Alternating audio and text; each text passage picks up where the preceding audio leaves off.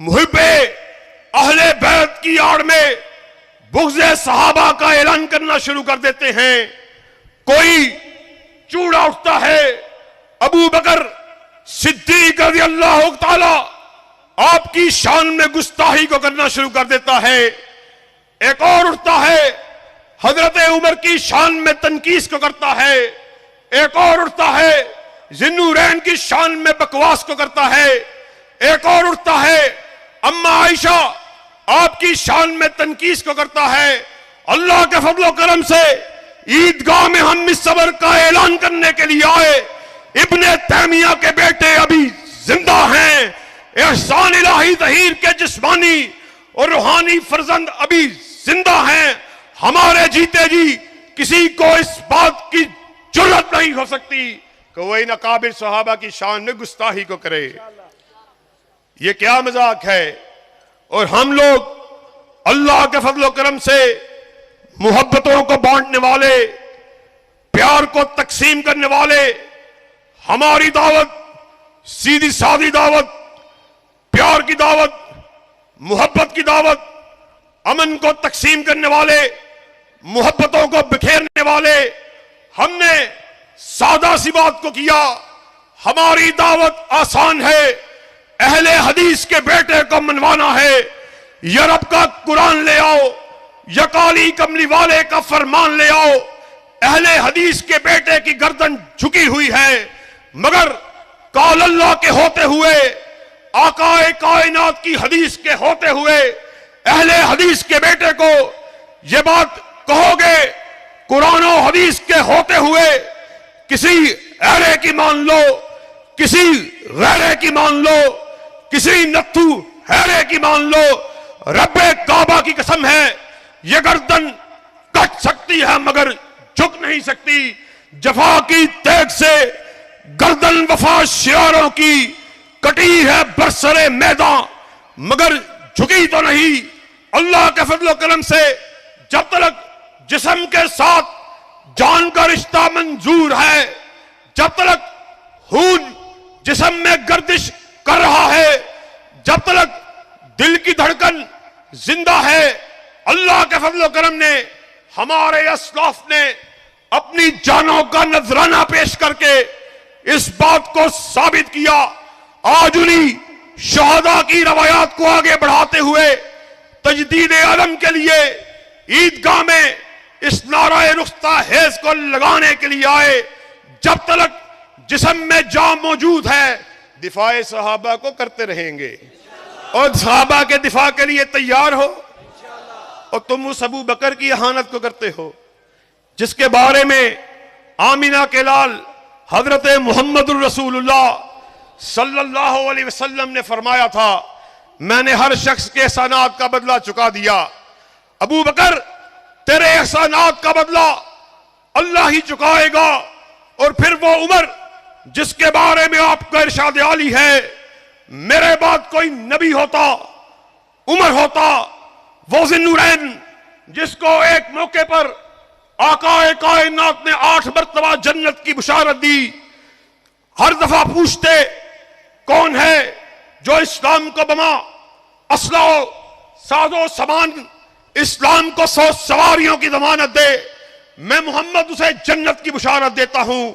عثمان کھڑے ہوتے، آپ بیٹھنے کا اشارہ کرتے، پھر پوچھتے. عثمان دوسری مرتبہ کھڑے ہوئے، تیسری مرتبہ کھڑے ہوئے، چوتھی مرتبہ، چھٹی مرتبہ، 7ویں مرتبہ. آپ نے 8ویں مرتبہ پھر پوچھا کون ہے جو اسلام کو آج تمہارے مالوں کی ضرورت ہے، کون ہے جو اسلام کو 100 سواری بما ساز و سامان دے. عثمان کھڑے ہوئے، آقا 100 اونٹ حاضر ہیں.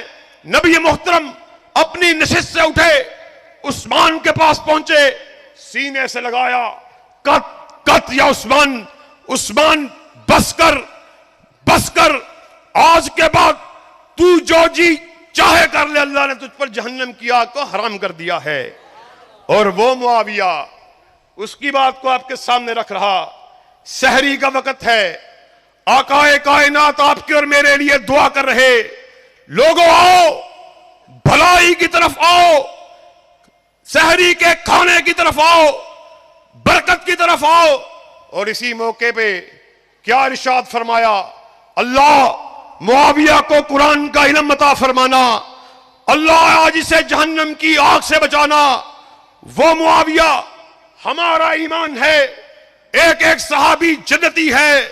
وہ معاویہ جس کے بارے میں آمینہ کے لال اپنی لسان مبارک بات سے ارشاد فرما رہے، جس کے بارے میں اہل حدیث کا یہ عقیدہ ہے، ما ینطق عن الہوی ان ہوا الا وحی یوحی، ناطق وحی اپنی مرضی سے بولتا ہی نہیں، وہ جب بھی بات کرتا ہے رضا خدا بندی سے بات کر رہا ہے۔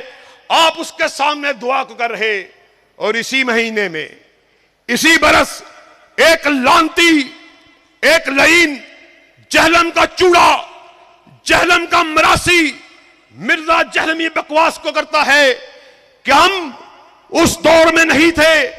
آپ جن لوگوں کا دفاع کرتے ہیں، اگر وہ لوگ کس کے بارے میں کہہ رہا؟ حضرت معاویہ کے بارے میں کہہ رہا او اہل حدیثو، جن اصحاب کا تم دفاع کرتے ہو، حضرت معاویہ کا، مغیرہ بن شعبہ کا، عمر بن العاص کا، جن کا تم دفاع کرتے ہو، معاذ اللہ وہ بھی اگر قبروں سے اٹھ کے آ جائیں ہماری تلوار سے نہیں بچ سکتے۔ اب وہ ہماری تلوار سے تو بچ گئے مگر ہماری زبان سے نہیں بچ سکتے۔ شرم آتی ہے، بغیرتی کی انتہا ہے، لعنت ہے ہمارے ایسے جینے پر۔ ہم قانون کے ماننے والے، قائن پاکستان کو تسلیم کرنے والے، ہم احکام بالا سے ان کے سامنے اپنے اس مطالبے کو رکھ چکے، ایف آئی آر کی اپلیکیشنوں کو جمع کروا چکے، مگر احکام بالا ان کے کانوں پر جو تلک نہیں رینگ رہی۔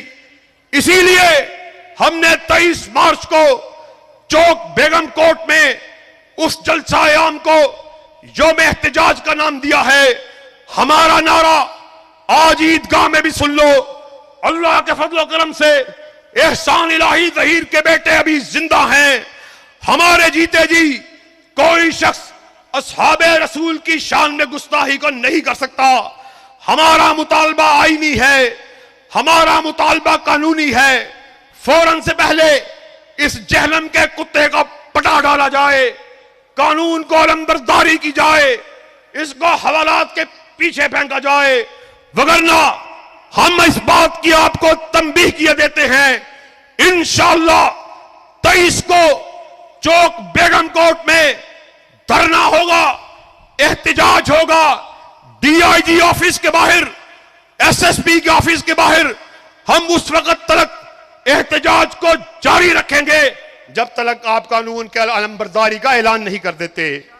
ساتھیو، یہ کیا مذاق ہے کہ آج اصحاب رسول کی شان میں اہانت کو کیا جاتا ہے، ان کی شان میں گستاخی کو کیا جاتا ہے، اور ہمارے جیسا کوئی طالب علم کھڑا ہو کے یہ بات کرتا ہے قانون کو حرکت میں لے کے آؤ، ہمارے جذبات کو ٹھنڈا کرو، ان مجرموں کے خلاف ایف آئی آر کو کاٹا جائے، قانونی کارروائی کو کیا جائے، مگر احکام بالا کے کانوں پر جو تلک نہیں رینگتی۔ اللہ کے فضل و کرم سے ہم یہاں پر ببانگے دہل اس بات کا اعلان کرنے کے لیے آئے، ہم ان شہداء کے وارث ہیں۔ موت کیا چیز ہے، موت کی کیا حقیقت ہے؟ کل نفس ذائقۃ الموت، ہر نفس نے موت کا مزہ چکھنا ہے۔ بابا شہید کہا کرتے تھے کوئی شخص گاڑی کے نیچے آ کے مر جائے، کوئی شخص ایکسیڈنٹ میں مر جائے، کسی موذی مرض میں مبتلا ہو کے مر جائے، اور کیا ہی خوش نصیبی ہے۔ موت ایسے عالم میں آئے کہ آپ رب کا قرآن پڑھ رہے ہوں، کالی کملی والے کا فرمان پڑھ رہے ہوں، دفاع صحابہ کے لیے میدان عمل میں ہوں، دفاع ختم نبوت کے لیے عمل میں میدان میں موجود ہوں، اور کیا سیالکوٹ کے رہنے والوں میدان عمل میں اترنے کے لیے تیار ہو؟ ذرا ہاتھوں کو بلند کر کے بآواز بلند اس بات کا اعلان کرو، دفاع ختم نبوت کے لیے میدان میں آنے کے لیے تیار ہو، دفاع صحابہ کے لیے میدان عمل میں آنے کے لیے تیار ہو۔